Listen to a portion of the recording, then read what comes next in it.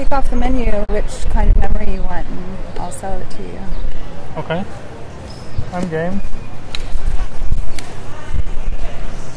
So on the plane ride over here, I was reading. Have you heard of this book? The Moonwalking with Einstein. No. It's about this journalist. He kind of stumbles across like the memory championships, a bunch of like these kind of nerdy types that get together like once a year, and they have like mnemonic competitions. Wow. Yeah. They've got to memorize as many decks of cards as they can in like 5 minutes. So just thought I was curious that you're selling memories. Yeah. Well, maybe it's not a coincidence. Let's see, 50 cents? Yeah.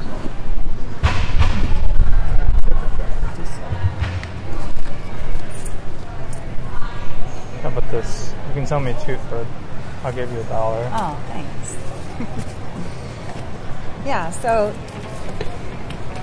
just pick what kind of memory you want.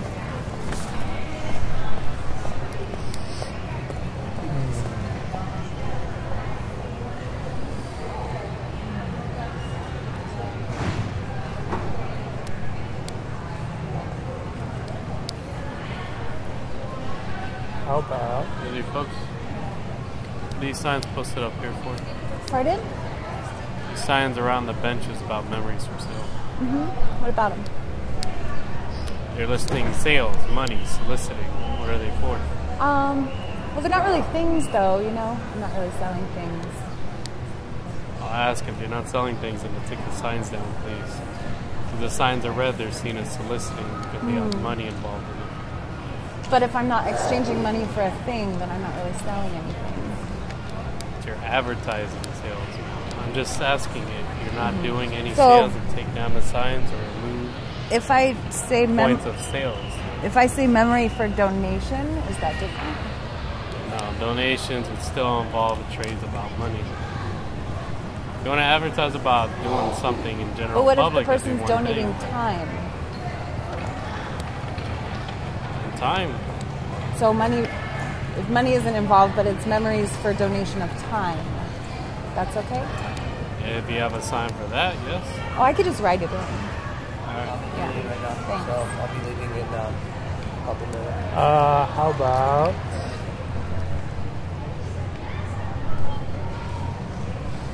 mountain first? Mountain?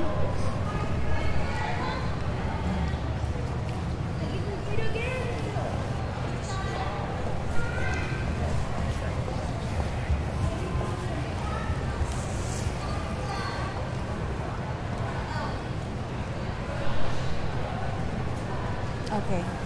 There's a mountain in New Mexico.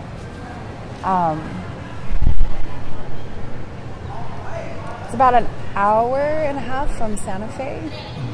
And I have a lot of friends that go out there and do a lot of different kinds of sort of art and creating and whatever. And I was invited to go out to help sort of clean up a space up on the mountain.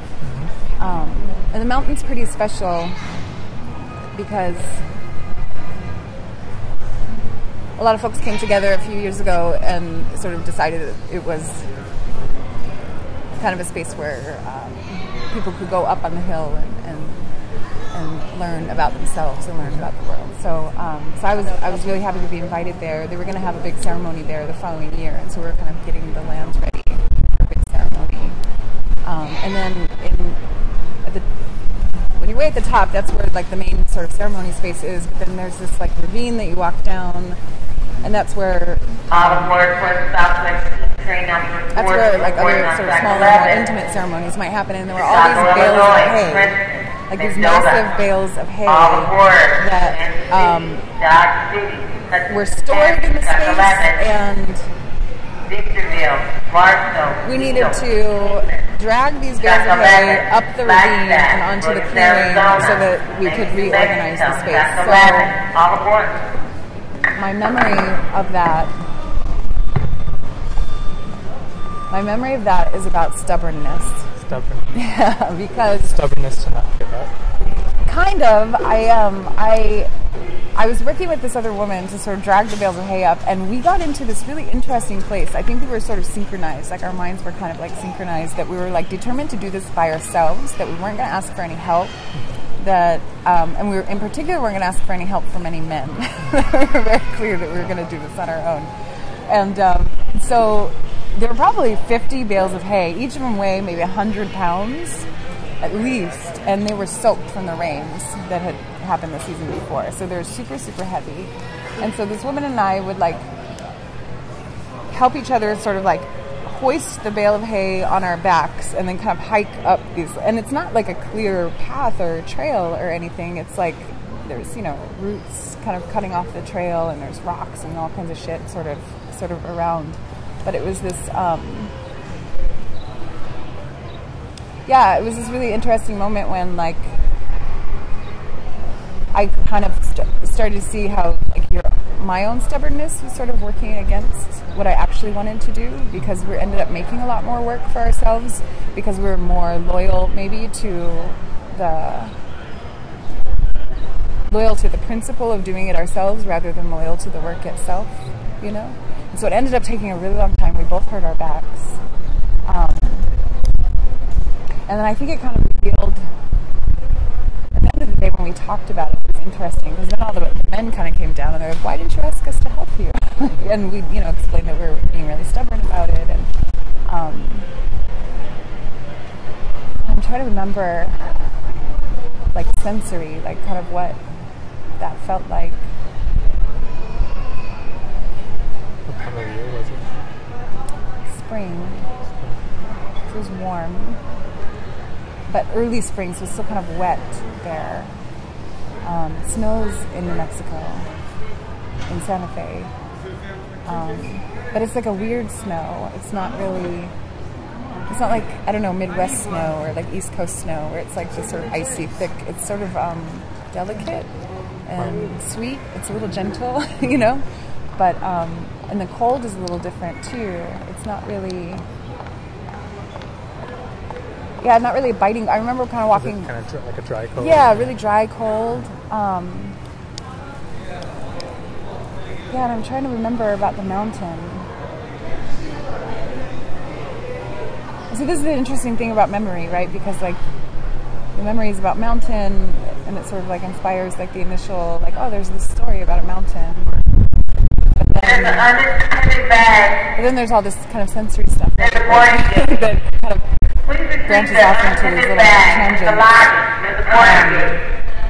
There's the unattended bag near the boarding gate. And I'm trying to be really present right now, and I don't want to tell you like all the things I learned from it. You know what I mean? Like I don't want to tell you like, oh, this is the moral of the story. Like this is kind of how it all worked. But what I would rather do is kind of like help you kind of be there too. And so I'm trying to remember like what made me feel like I was there. And the smell, maybe. You smell sage.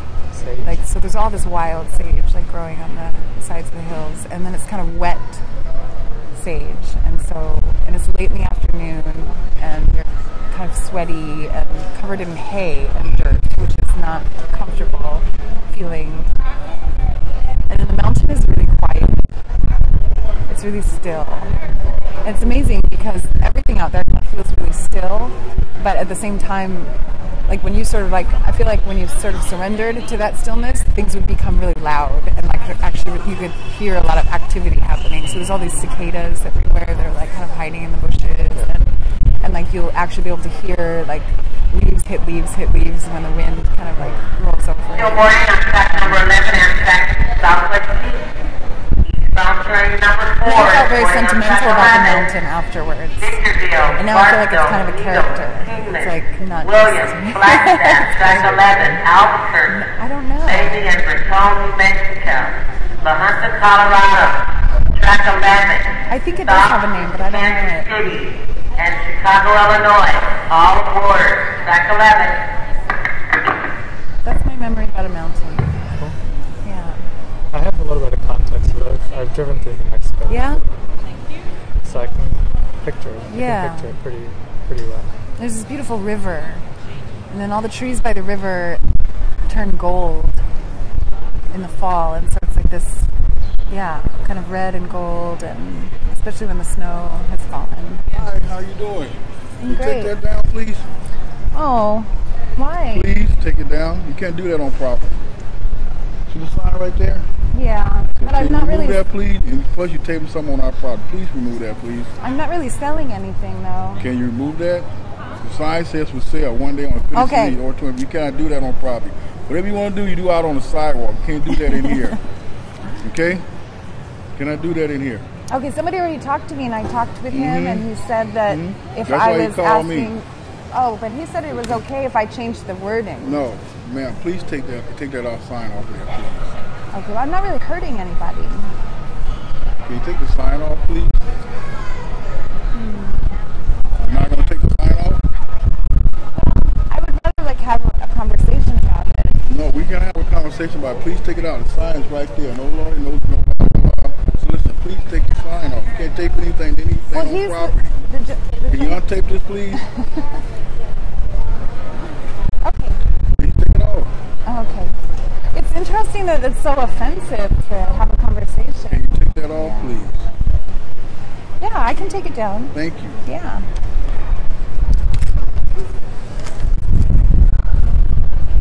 The gentleman I spoke with before said that if I exchanged for time, then it was okay. No. Ain't nothing about no time. You cannot do no soliciting on property. No, but that's what he said. He said that. sorry, you I have a can't do it. recording of it actually. Okay, but you Yeah. can't do anything like that on property. What is You can do it that- out on the sidewalk, but not in here. Okay? Okay. Only on the sidewalk. I'm trying to understand what exactly it is that I can't do on the property. So Solicitation. okay, so Anything for us trying to get money out of people. You cannot do that on property. okay, but if I say memories for time, that's not really solicitation. Yes, it is. Yeah. How you is can't do that? that on property. Okay, but time is different You than can money. you can speak with an MTA if you like. Okay. Yes, sir, okay? In the tunnel, up the escalator, and in the MTA building. Security office. Okay.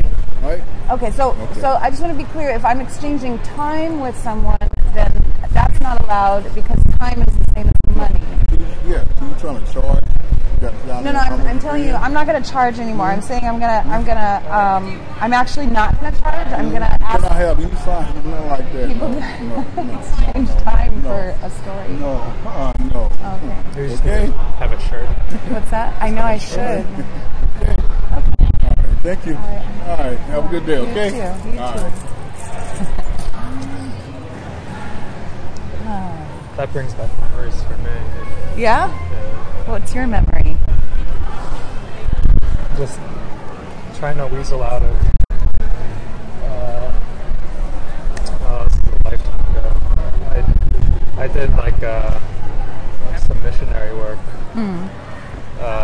where we traveled around, basically just peddling shit, you know. But I had so many of those conversations, but I'm not soliciting, I'm asking for a donation. Yeah.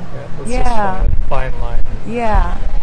But so a lot of the country that year, though, was 2002, 10 years ago. But no, it's fascinating, this whole thing. These techniques that they're talking about, before there was the written word, right? They had these bards, that would remember these epics, like Homer's the Iliad, right? So you're wondering, he's wondering at the very inception of the written Greek language, one of the very first written texts is Homer's the Iliad and the Odyssey, which are basically masterpieces unto themselves. And he's just how is it that one of the very first texts that sprung from Greek literature is a masterpiece, Surely there must have been lesser stories, right? Yeah. And this 18-year-old kid was writing his thesis, and he was going to school at,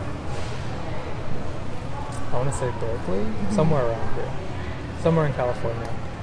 And there's a lot of alliteration in this story that basically suggested that Homer didn't sit down and write this down. These were actually oral stories that were passed on from person to person, and a lot of the alliteration and a lot of techniques that you see written down that look strange in writing when they're spoken, make a lot of sense because they're kind of just mnemonic, techniques.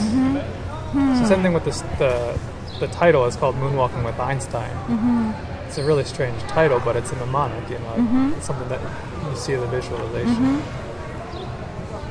So one of the main techniques they talk about in this, they call them memory palaces.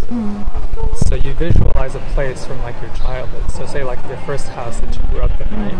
And if you were to try to remember 15 random words, like a grocery list, you're walking up the driveway, right? And I remember the one that he was talking about. He had to memorize a list of like 15 shopping things. And the first thing was pickled garlic. So he imagined a big jar of pickled garlic sitting on his driveway. And the next thing was cottage cheese. So he walked in through the front door, and there in the foyer, right, is this huge vat of cottage cheese, and Claudia Schiffer is bathing in this vat of cottage cheese. Something very difficult to forget, right? Sure. And then after that, you go in through the front door, you take a left, and you see smoked salmon sitting on the table. And then sitting around the table are 6 bottles of white wine that are anthropomorphized, and they're having a good time making fun of each other. The Riesling is making fun of, whatever, the Chardonnay. And then you walk around, and there's 3 bright-colored socks, that are running up the stairs, and so on and so on. And this guy, trying this technique out for the very first time, was able to memorize a list of 15 items that he thought would have been, he wouldn't be able to memorize. But he says our minds are it's a lot easier to visualize spatial. One more next, one more.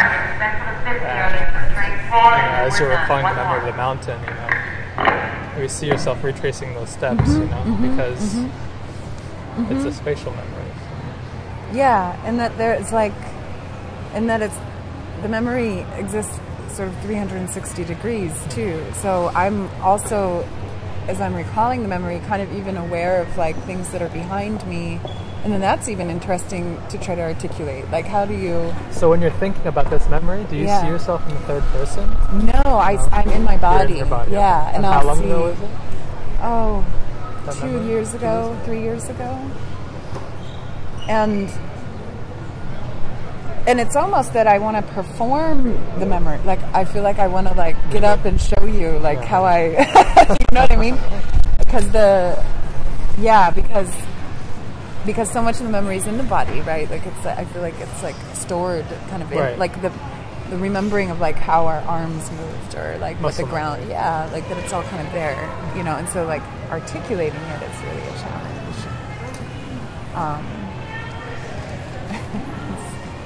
Security is so funny.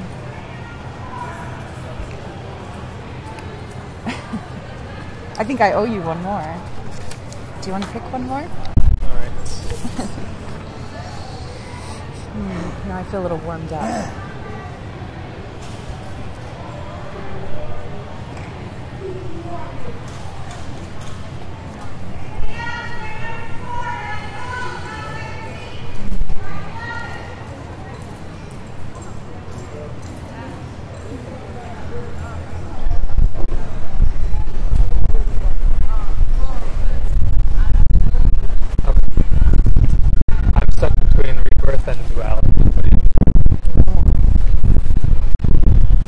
They're friends. They are friends. Rebirth and duality.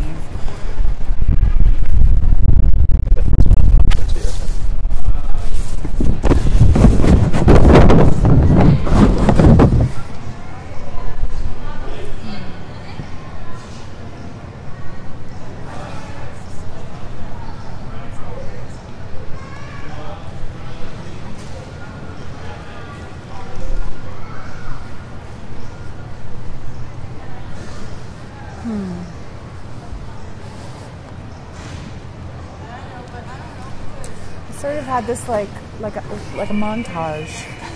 Okay. And they're not. Final boarding call for train number 4 to Southwest East, track 11. what happened when I thought rebirth was like an immediate sort of like flashes of imagery of like myself at different periods in my life. And so like there's one of me at like 15 years old, and I had at that time was sort of like trying to kind of click over into a new way of being after I've been through a lot of trauma. And I was like really heartbroken about the world. And like, I mean, every 15-year-old is, right? Like we're all kind of like screwed up. Even the healthiest situation is kind of shitty at 15. But mine was kind of, yeah. No, not at all.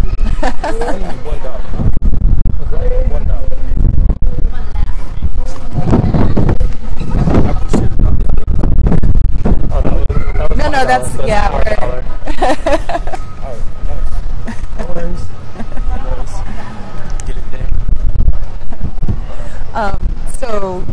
So that's the first image is me at 15, and I'm sitting on my front porch, my house that I lived there. I lived there from the time I was 13 till I was about 17, and I hated that neighborhood a lot. I loved that house, but I just had a lot of hate for that neighborhood. It was really sort of unhealthy, kind of scary neighborhood in a lot of funny ways, because it was actually like it appeared to be a really nice neighborhood. It was really nice. It was really nice. Quote nice. Like it was really different from the neighborhood I grew up in.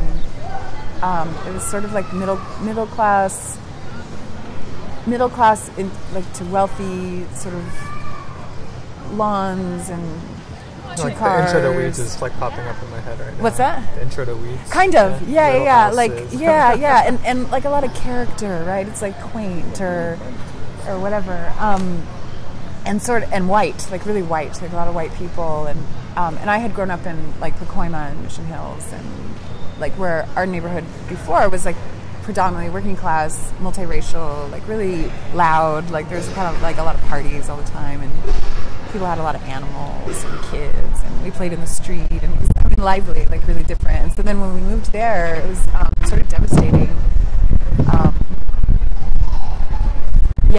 Which I think contributed to a whole lot of traumatic stuff. Just kind of like maybe culture shock, like regional culture shock. I don't know how to name that yet. But so the first flash, was like at 15, kind of coming out of all this traumatic stuff, sitting on the steps of our front porch, smoking a cigarette. And it was really early in the morning, and I had been up like all night. Probably hadn't slept for a few days, actually. And so like the sun is coming up on my left, and there's all these like pine trees and a big ficus and big stones in the front yard, and a tire swing. I had made a tire swing out of a tire that I found on the road, which was extremely dangerous because like the wires were sticking out of it. And I would like put my little sister in it. Yeah. So eventually we kind of like abandoned the tire swing. But anyway, that's there, and the sun is kind of coming up, and so that's the first flash. And I feel like that was like in amidst like these like moments I was like making this decision to kind of be alive and like be okay. Like I can do. I'd left high school. Left all my friends, like all these like really fucked up people. So I have like just that the cold kind of concrete and smoking a cigarette and the sun coming up. So it was the first flash, like a moment of rebirth. Maybe I was at the cusp of something, and then so interesting because like there's not like a memory of rebirth. It's always like this string of things, right? Yeah. Like a context is made, or it's like a longer story. Just in the same way, there's like blending like from one era to the next. It's not like it was the 1960s and then it was the 1970s, right? There's like there's always this kind of like blend. So rebirth is maybe like these like really long stories or memories. I felt reborn on the way home from New Mexico. That trip. Off the mountain, I rode in the car for 18 hours home and didn't say a word and didn't eat anything and didn't engage with any. I was traveling with like 3 or 4 other people, and I remember sitting in the back seat and just like compelled to be silent the entire way home. You know, when you're just kind of full of stuff, and I wasn't even really thinking about anything. Like I wasn't processing anything intellectually, but I was just sitting in the back seat, like staring out the window, and I swear the same crow was like following us home, because you know, there's all these beautiful blackbirds that'll just fly through this like really cold kind of like clear sky, and that was sort of like this 18-hour journey of rebirth. Because by the time I got home, I had made all these decisions, like I'm gonna go back to school, I'm gonna be better to myself, I'm gonna sort of value my creative power, you know. But 18 hours of silence is pretty incredible. I'll never forget that. And everybody kept asking, is everything okay? Are you okay? And I didn't even answer. I just kind of, I'm good. It's sort of beautiful and peaceful. Oh, and that's like,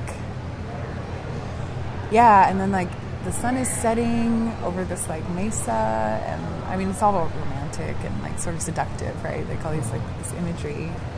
But what kept kind of coming up during that 18-hour drive was like how, like I would look at the landscape and kind of understand myself in it. Finally, I kind of felt really connected to the landscape, and I kept thinking over and over again, like in this sort of like, it was kind of childlike, like, God, I just never want to leave this place. It was just so, I'm going to cry a little bit. It was just so beautiful. Like, I never ever want to leave this place. And yeah, that was pretty,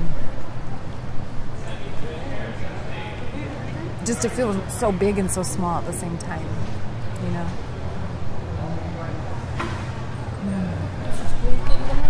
Five minutes hindi natin abutin yun, sayang. There's a duality. Yeah, there it is.